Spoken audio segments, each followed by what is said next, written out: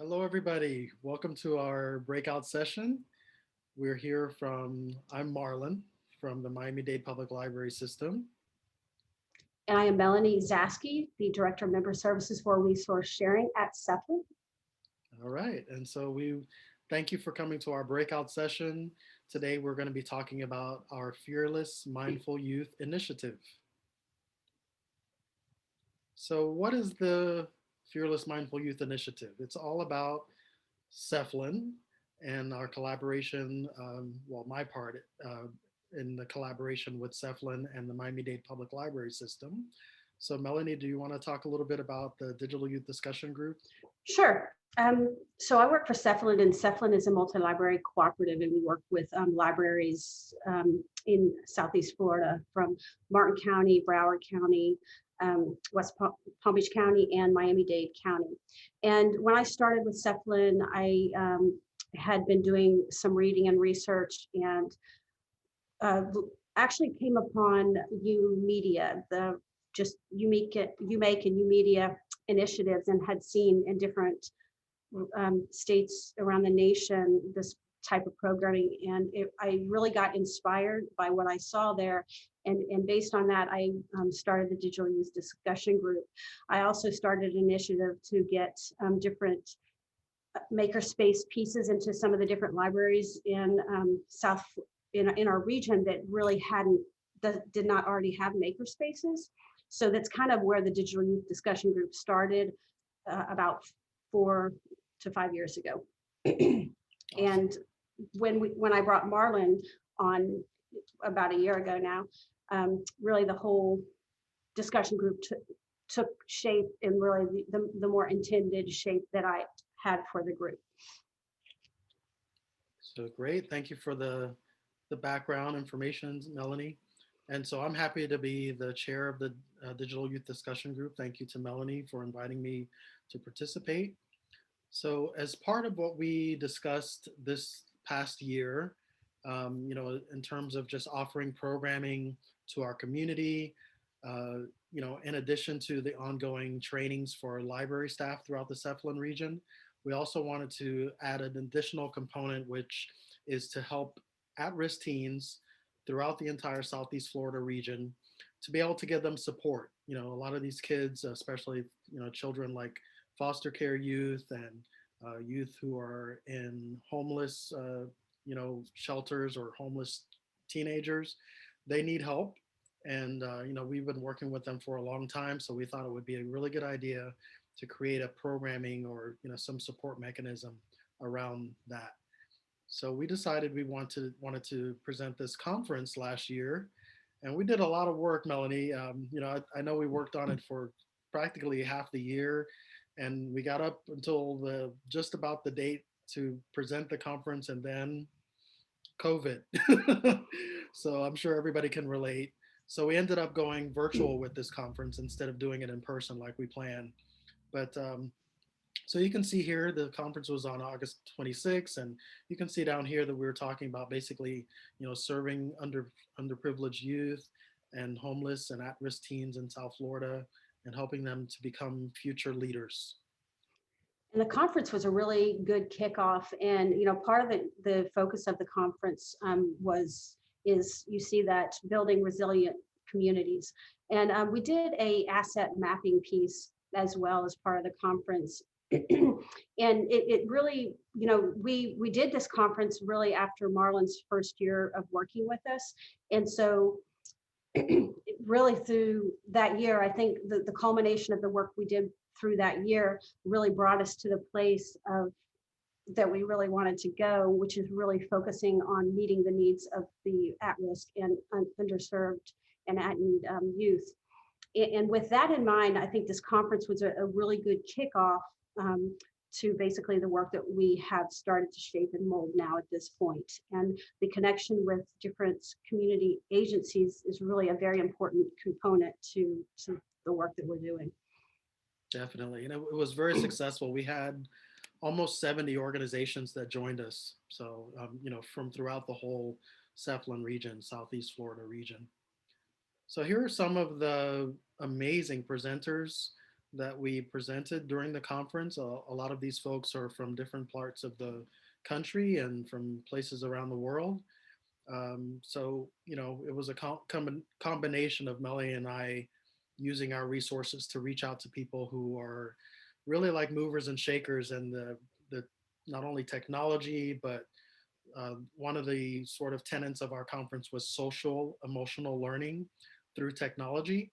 So, you know, we're going to talk about that a little bit more, but you can see some of these great presenters, a lot of really, really great people.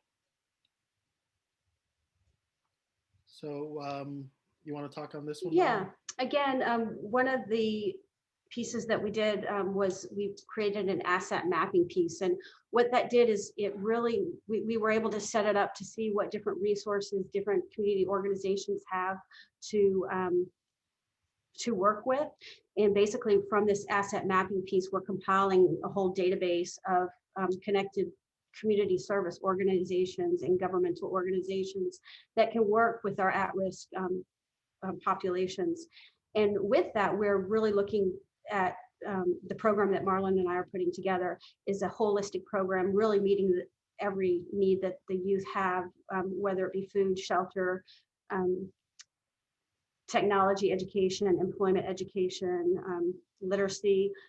So the asset mapping piece was really nice in pulling together that combination of data so we can start to really put together those individuals that would be interested to work with us. Yeah. And you can see Melanie there leading the charge on the asset mapping portion. I mean, the whole conference, but the asset mapping portion of the conference. And you can see the chat, everybody's blowing up the chat there. You know, and just these are the responses that we got from each of the organizations about what they have to offer and how they can contribute to us presenting this programming for at-risk teens. So just so you know, we're still, you know, this is something that's growing. So we still are looking for libraries or other community organizations or individuals to offer any opportunities or programming or any support for this program. So if there's something that you think you do that you would like to get involved in what we're doing and we can collaborate, please reach out to us. We'll provide our information at the end. So as I mentioned before, these are, you know, we're just going to talk about a few of the presenters that were at the conference. It was a full day. It was literally from, I think, 10 a.m. to 4 p.m. So it was a wonderful day of presenters. Here, our keynote speaker, Amara, was excellent. And she kicked it off by talking about what it's all about, building leaders and building communities. And then we had Tara, who was also excellent. And she talked about social emotional learning through technology. And we're not giving you the whole full thing, the presentation of what they presented, but each one of them had, you know, I think about maybe 15, 20 minutes to present. And they offered quite a lot of information, just great, great information, which is available. You know, if you would like a copy of the recording through SEFLIN, we can definitely provide that to you so you can check it out. And then we had, oh my God, I can't remember, Denise Mendez, who is a really amazing young lady. She is formerly worked at Magic Leap as one of the project innovators and project managers for coding and engineering. And now she's over at Microsoft working with doing a whole bunch of other stuff with Microsoft and their emerging technology. But you know, you can see she's talking about growth mindset and those types of things. And Melanie, you want to speak on Rob and David because you're more familiar with these guys? Sure. So we also have Rob Swartz and David Friend, who they actually are the creators of Brain Buffet. Brain Buffet is a platform that we are using to instruct our librarians and library staff professional development in preparing for Adobe certifications like Photoshop, InDesign, Photoshop Premiere, After Effects. And what we're trying to do with this initiative is skill up our librarians who then can turn around and provide training to our youth in certifications that can potentially get them jobs and lead to entry-level position and jobs. And David had actually created the platform, and it was very interesting because David is a student of Rob's, which really just made for a great story as well, showing how David used to be Rob's student, and now I think he's the executive director of Rob's company. So they really showed a great teacher student potential when the student really ends up in a position that's really in the work that Rob is doing or both Dave and Rob are doing is really amazing. The platform that they have really enables us to prep up librarians to test for Certiport testing, and then again be able to turn around and use that platform is kind of what we're intending, is to use that platform then with the students as well. So they provided a great not only training tool, but a representation of the type of collaborating and just those important relationships that when you really do care about the individuals and youth that you're working with, it really does make a difference in their lives. Yeah, those guys were great. I mean, they were almost more excited about the conference than we were, which I was. I know they really were. I was really happy to see their enthusiasm. Yeah. And here's one of the things that we discussed. I think Melanie may have presented this information, and just in terms of why we're doing this. Melanie, do you want to talk about it a little bit? Yeah, and I'll say, this number is actually from last year. So children living in high poverty areas, we see 11.2%. I always like to put that in numbers because 458,646 individual people is actually a really huge number. And then children in single parent families, 35%. That's 1,258,424 individual students. So that's only like two numbers, and if that doesn't give you a snapshot of like the at need that we have here in South Florida. And I know I was doing some more numbers last week in preparing for another grant piece, and those numbers since COVID have really skyrocketed in terms of youth really kind of being out of school so really we have even more of a need now than we did then. And to me, our youth are our future. And I just don't really think it's appropriate or okay to ignore our at-risk and our at-need youth, our foster youth, our homeless youth. These youth really are our future. And to me, they most definitely deserve the right to have services. I think when you have at-risk youth, the very element seeing at risk really shows that there's trauma probably in their past. And I think that individuals with trauma that really have not been given the opportunity to process through or put it in perspective so that they can actually function in daily life. I think that that's part of a community's and different organizations' responsibility to take up the cause, because these are our children, these are our youth from our communities. And to me, I really see them as that we all have some responsibility in coming up with solutions. And I think, what Marlon and I are doing is it's taken a lot of work, and it's not something that's easy to do because you kind of have to fight your way through the whole thing. But when I think about one of those youth in pain or suffering because trauma and something that they had no intention, or it's not even something that they initiated themselves. Oftentimes, if they're riddled with trauma, you see what happens with at-risk youth. It's usually because a trauma history in their background.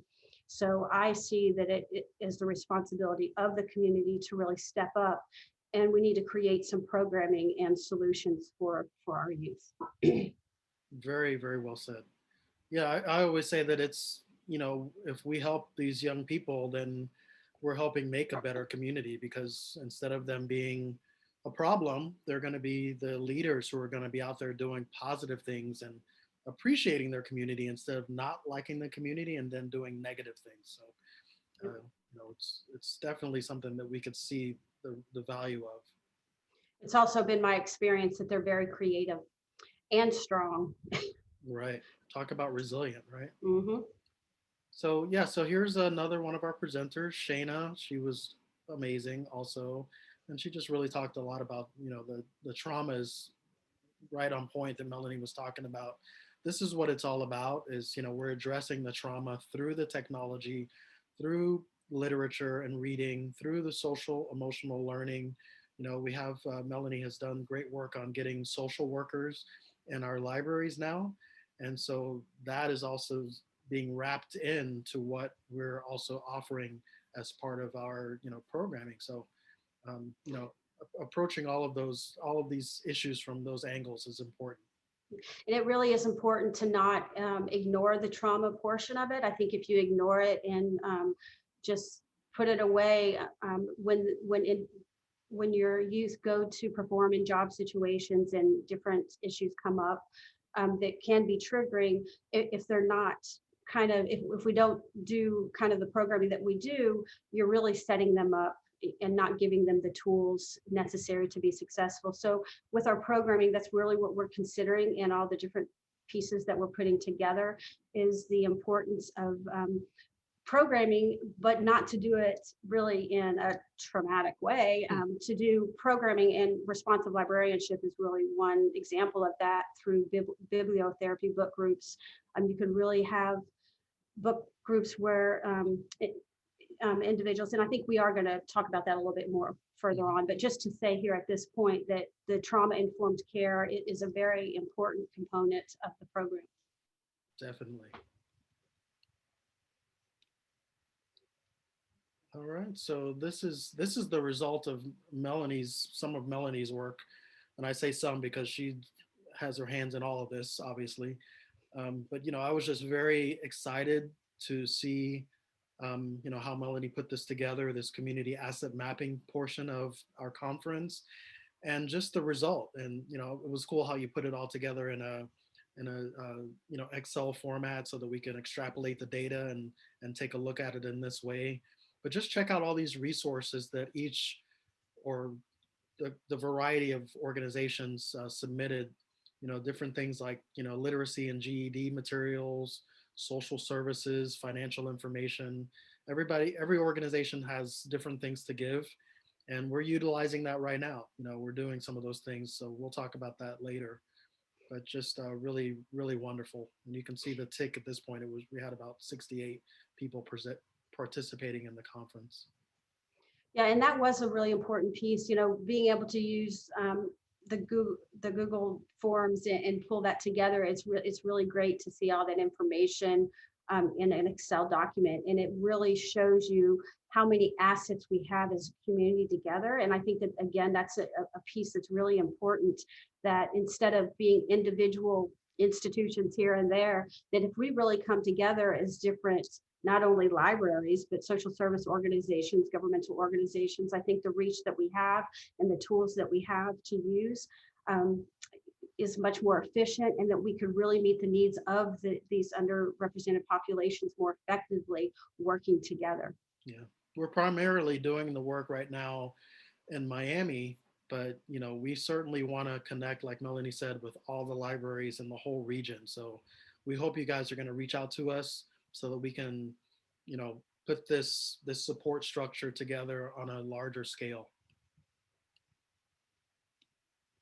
So that's it as far as the conference portion. It was a great conference, and I'm just so happy to have been part of it, and just wonderful to be able to work with Melanie and all the other folks, you know, who helped us put it together. Arby Nickerson was one of the big components. He actually did this logo for the Digital Youth Discussion Group and helped, you know, uh, be a narrator, I guess is what you call it, during the conference. But yeah, anyways, it was a very good conference. And so because of the success of that, we feel that we were kind of given the mandate to go ahead and move forward with doing this programming. So we worked for a whole year, and we just started our presentations this year with our teens in terms of presenting these workshops. So we're going to talk about that in a moment. But first, I just wanted to mention, just to give you some background on how we're doing this work with our teens, the Fearless Mindful Youth Initiative. And this all is coming from very successful programming that we've been doing for, over 8, 9 years now. As far as, me starting with the Miami-Dade library system back in 2011, we opened up our first U Media Miami space up at the North Dade Library. And basically the whole idea is that teenagers 14 through 19 years old can come into the space and learn everything. The same thing we're talking about: technology, um, multimedia production, film, music, graphic design, but also social skills like etiquette and conflict resolution, even making sure that they're reading a lot and writing and doing public speaking and poetry, but then getting into art and dance and various types of arts and crafts. That's what we were doing then. Now U Media is being run by someone else, but that work that we did really helped us to realize that this is a very successful model. Obviously, you guys may know U Media started in Chicago, so we brought that model here to Miami, and uh, you know, back in 2014, I think it was, we ended up with about 3,000 teenagers who had registered in our U Media program. So these kids are getting scholarships to college. They're learning how to um, you know, use different types of equipment, film cameras and music and DJ equipment.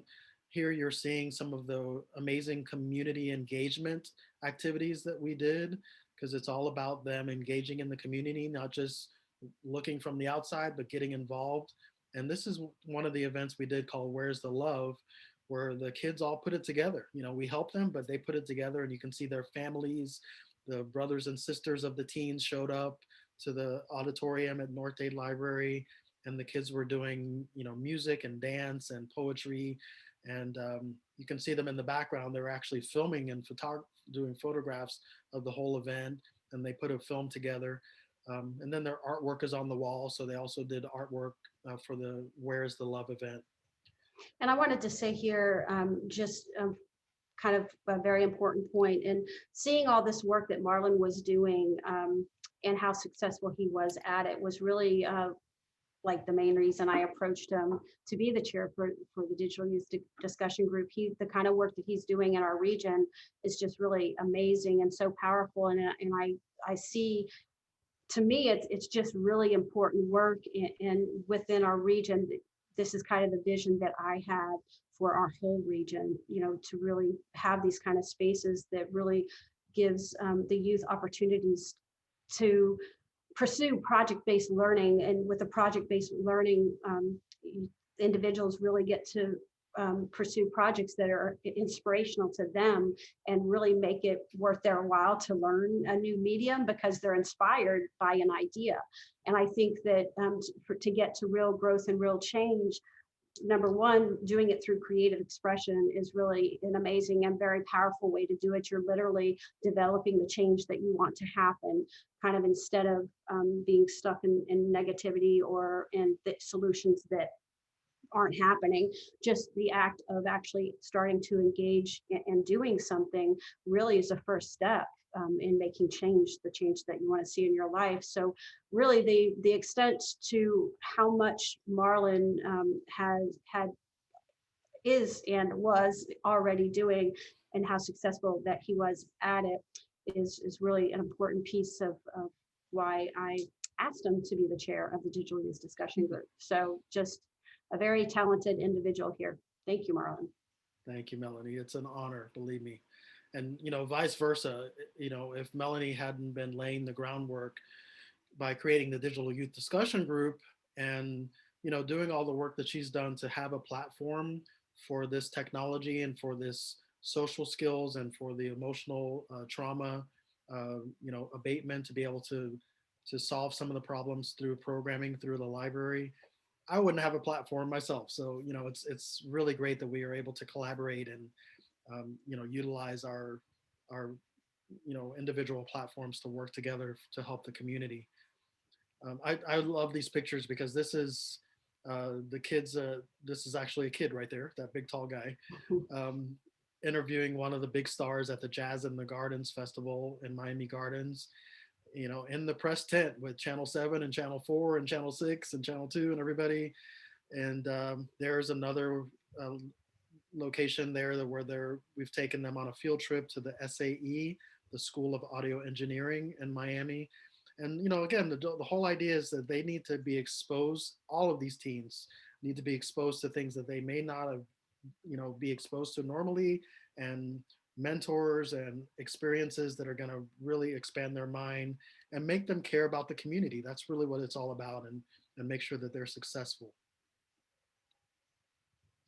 So here's some of the other stuff I'll just go through quickly as far as the other things that we're doing in our library spaces. Our, currently our You Make Miami Maker spaces. You can see the coding hackathon workshops that we did there, and sewing classes, ongoing sewing workshops for teens and adults. Here's some 3D modeling workshops. This is actually a camp, 2 different camps that we have normally every summer in our maker spaces. And even though these kids are a little small, they're still right on the verge of being teens. They're practically tweens already. And just talking again about the technology, the emerging technology, it is important. It's very important that they have access to this and are familiar with it, because these are the jobs of the future, especially coding. So we expose them to everything from Wacom drawing tablets to Apple software and hardware, 3D modeling, Adobe Creative Cloud, and audio booths and 3D printers. These kids are using the stuff like it's not a big deal now. Not to mention mixed reality gaming equipment, and that's exactly what we want.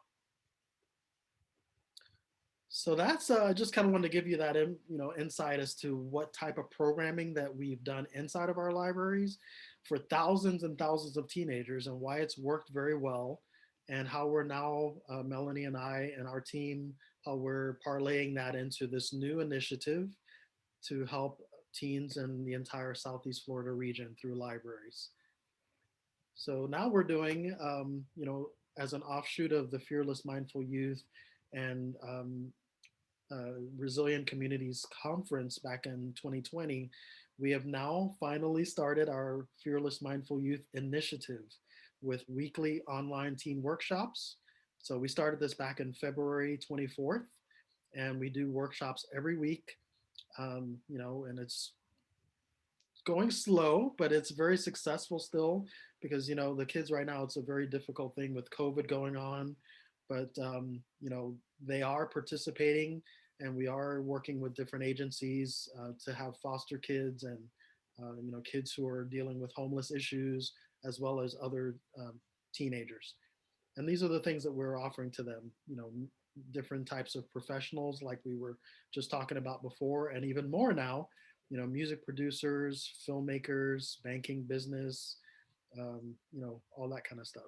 Melanie, did you have something you wanted to add on?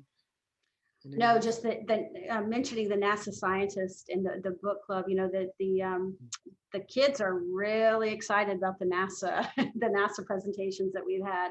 We've had some really good stuff there, and really the book club, the individual, and Nicole Edwards, Edwards her last name? Yeah, Nicole Edwards. I would love to mention her name. She's just done an absolutely amazing job with our book club, responsive librarianship, and with that, she's including, we're doing a reading component, and also the discussion component is really important too, and a creative expression component.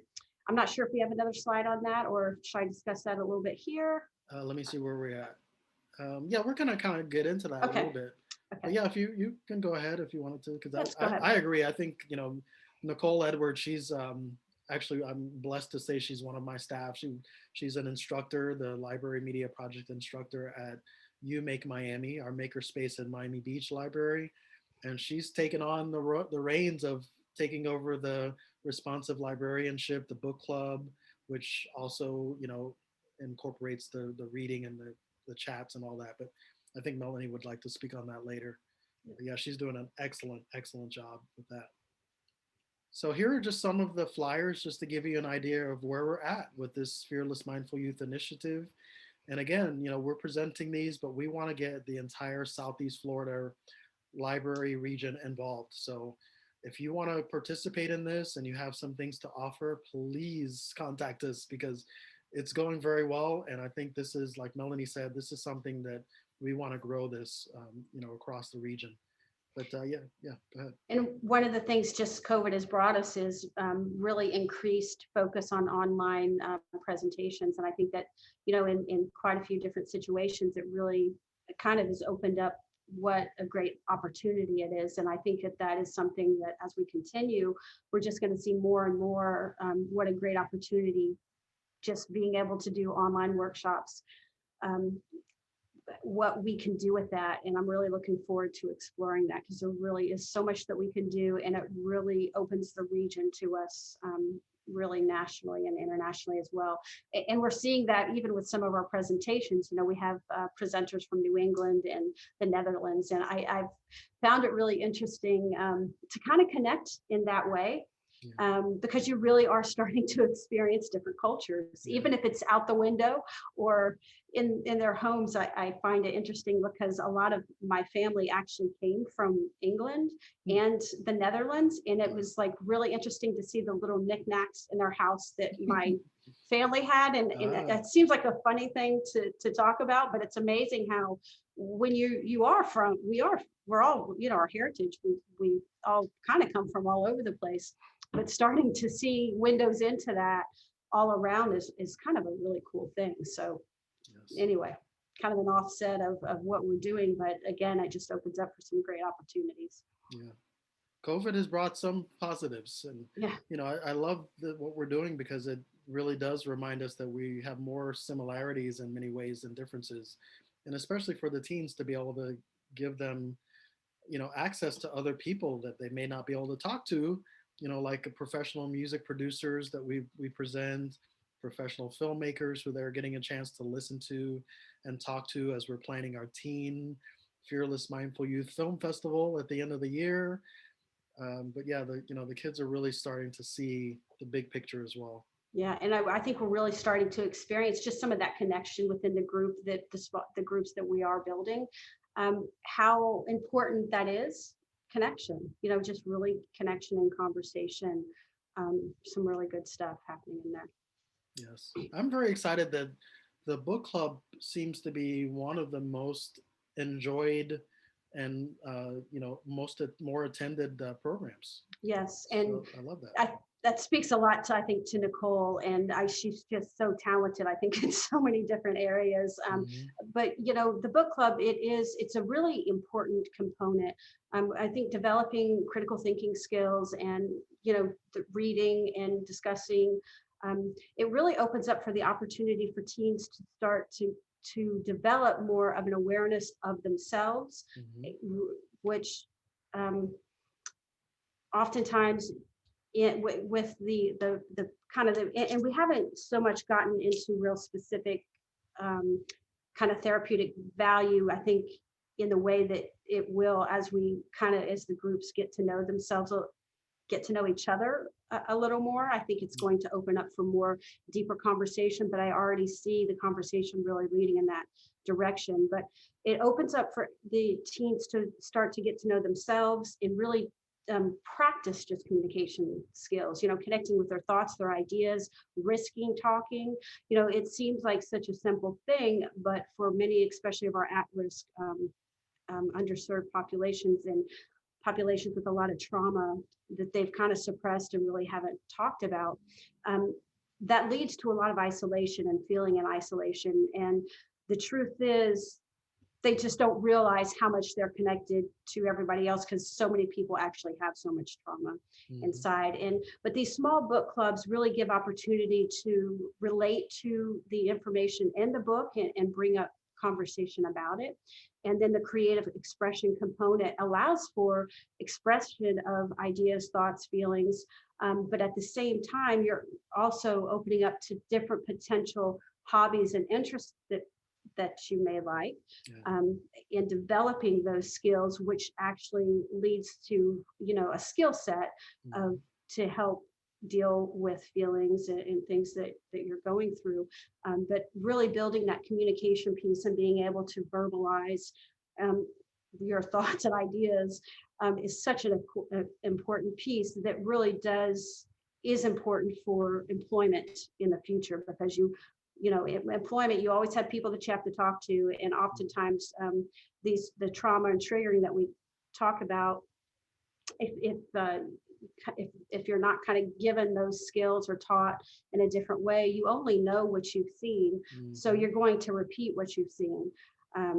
So in a lot of the trauma informed kind of programming really helps us create programming that's going to give skills that are necessary. So the responsive librarianship really offers a lot of different components that help develop a lot of really important skills. I like to think of it as like practice. Teens are getting to practice for life, and Yeah. and they're practicing taking a chance. They're practicing communication, like you mentioned, which is huge, but also like empathy. Just learning how to, we're creating a safe space, just like you saw Mhm. the in-person safe spaces that we have. This is an online safe space, and we're looking at doing some field trips as well with this Fearless Mindful Youth Initiative. But just it's really cool, like Melanie is saying, to see they're opening up slowly, the teens who are participating, and it's the boys and the girls. And then they're reading online out loud to each other. We're reading the same book, and it's exactly what we want. It's what we've seen, what I've seen, countless times. That butterfly effect where the kids are just they're slowly opening their wings and feeling Yeah. safe enough to fly. So it's Yeah. great. And having somebody like Nicole, who's just so talented in so many different arenas, just makes it really great. Yeah. Having the right person there is important. You guys But should come. You should come. Yeah, let me mention too here. We have gotten from Dr. Peter Cannon. He's USF professor who led some responsive librarianship programming for our region. So that's kind of another important piece. He's done. I think bibliotherapy has really been around for a long time, but the responsive librarianship and kind of his whole view, he's taken that and he's used it in female residential homeless shelters and addiction centers. So it's just some really good information, and that's another programming that you can get through SEFLIN. So that is in our catalog of programming. So that's something you could seek out to get that training at SEFLIN as well. Thank you. Sorry. Awesome. Yeah, you guys have a lot of really great trainings. I lost my cursor. Okay, there it is. So where are we? I think we're kind of coming towards the end here. Yeah, here's another. This is just one more shot of some of the classes that we're doing with our Fearless Youth Initiative. This was actually our first workshop, which was the Dade County Federal Credit Union presenting the ongoing financial literacy workshops that they present. And the kids are loving that too. They really are getting a chance to learn about money and finance and, wealth, generating wealth.